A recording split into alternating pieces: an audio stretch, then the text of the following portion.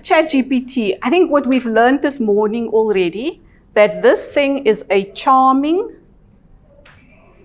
conversationalist, that is a narcissist, and it's only 4 months old, right? And it's learning extremely fast from all of us as humans. And it brings all those other things that we've talked about, biases, etc., replicating the human race and all of societal advances that we've had so far, or not necessarily. So instead of talking so much about what ChatGPT is or isn't, let's talk about what we are or are not, right? And I'm going to start with us as educators. So I can't really call myself an educator, but I do spend a little bit of time in academics. And for me, I am looking forward to the day, and I think it will happen, that we recognize that we should stop using the word educator and talk of ourselves as learning facilitators. Because I really think that that is where this world is going to, and what ChatGPT and other large language models or AI is starting to teach us. Because if we want our children to be machines, then the world of work will be for machines. And the machine, as you can see, can do it better than any one of us can. I recently saw a picture of a group of students and young graduates and school leavers. And on the picture, there was this one girl, and she had a poster. And on the poster, it said, "We are not lazy, we are unemployable." I want to focus on the word unemployable, because that is the challenge that we have as learning facilitators. Can we help our young people be employable? But let's just talk about the unemployable part first. I come from the world of work. I've spent quite a bit of time in that space.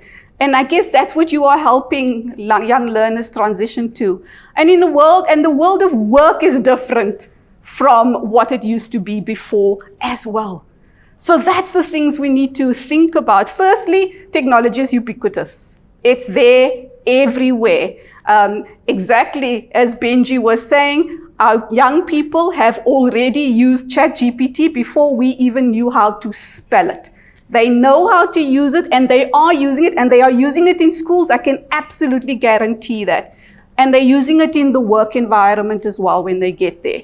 In fact, you get ahead, you get more efficient, you get more effective the more technology you can use. So let's not stop our children from using technologies in schools. Let's help them work with, exactly like Benji said. That's number one. Number two, our education system and the way that the world has worked, a lot about Adam Smith. Smith said, treat the baker, treat the butcher as if he was selfish. It was a he as well, but as if he was selfish, which taught us that we should think about competition. The world of work does not work like that any longer. The world of work is all about collaboration. It's about cross-functional teams. It's about getting rid of the hierarchy. The people that we work with, most of them aren't even our employees half the time, right? They are gig workers, or in many cases, the best employees are actually robots themselves. So collaboration is what we need to help our students get right in, and not just about competition. And then finally, the short life of skills is very, very short. And so the question is, are we teaching them about skills, or do we need to teach them something else? And then I want to go back to the word unemployable. It's very sad for me that young people say, we are not lazy, we are unemployable. Because what is it that they are saying in terms of their own agency? They say, I don't have agency. They're sitting there waiting for you to prepare them for the world of work. And I've just said to you, the world of work changes so rapidly. So can you actually prepare young people for the world of work? Or should we be preparing them to create the world of work? And I think we should be preparing them to create the world of work. How do you create the world of work? Well, there's a whole host of things that we need to do. They need to be more resilient, and they need to be more adaptable. They need to have higher emotional intelligence. They need to know about social relational learning. They need to have metacognitive skills, self-awareness, etc., etc., etc. But for me, probably the most important thing is that we need to help them to learn to learn. And learning to learn means that they create new knowledge themselves. You see, ChatGPT does not create new knowledge. It rehashes what is already in the system. How are we going to create new knowledge so our young people can create these new jobs so that they don't feel that they are unemployable, but they have the agency to create their own jobs? And that's really what we need to spend our time on. So that's my one part of the world of work. Is not about competition. The world of work is not about you on your own individualistic. It's collaborative, it's flat, it's about teams, and it has to be about learning how to learn. Because when I employ a young person, I look for collaboration skills now, not just for qualifications. Previously, we looked for qualifications and how can you stand out from the crowd. Now we look for collaboration skills, and we're looking for continuous learning ability, the ability to continuously learn, unlearn, and relearn. You've heard that before. The second point I want to make about ChatGPT and other language models, and the things that really, really worry me, was really that point about bias and misinformation. We all nodded when we said we need to teach our children or help our young people facilitate the learning to do critical thinking. I think it's probably, as part of the learning to learn, is the learning to question. This is not a world of one answer. If you want one answer, you go look for Google. If you want 1 + 1, or you want the theory of relativity, you can find it. You can find it through ChatGPT, you can find it through Google, you can find it any way you want to find it. But if you really want us to question, are there different ways of knowing? Are there different answers to the world? Can we resolve conflict? Can we not be taken in by misinformation?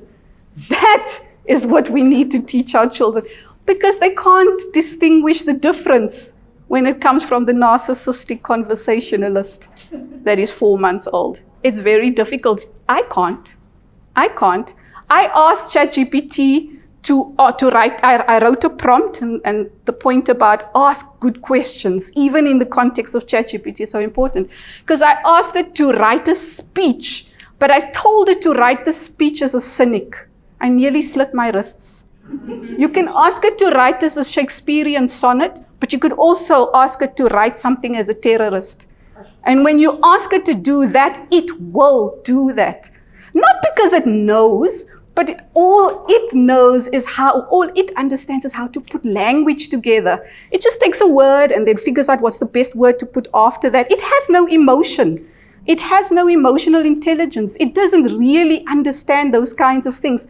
That is the job of humans. So that worries me also, and why I think as learning facilitators, we mustn't take our eye off understanding that there is work that needs to be done to help our young people understand logical fallacies, really being able to ask themselves, why is this the way it is, as opposed to just accepting that there's one answer and you will get 100% if you know what that one answer is. And then finally, I did tell you that I asked it to write something in the form of a cynic, and I nearly slit my wrists.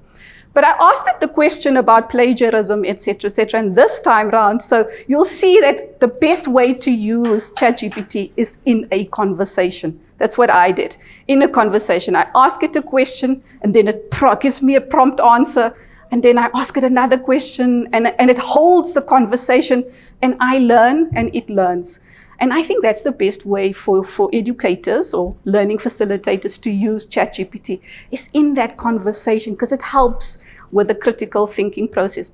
But as I was saying, I asked it as in the form of a scarcity mindset, write me a policy on plagiarism in schools. And it said, we must stop these children from cheating, etc., etc. And then I asked it to write exactly the same policy, but with a growth mindset.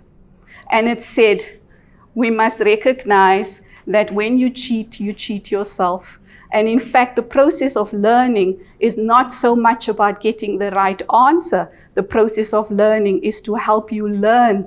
And to learn means that you have to make mistakes and you have to fail, because you learn best from your failures. And if you do that, you won't focus so much on getting the answer in the assessment. You will think about the entire process of learning and if you actually learned something. So I think that we need more future-ready students. We need to be learning facilitators. And a future-ready student is not somebody that knows what the future looks like. It's somebody that can create the future for themselves. And that's the job of us as human beings. Because I don't think that we can cheat ChatGPT. I think that our technologies can very, very easily tell us what we can do. It's our job to figure out what we ought to do. Wow. That's it.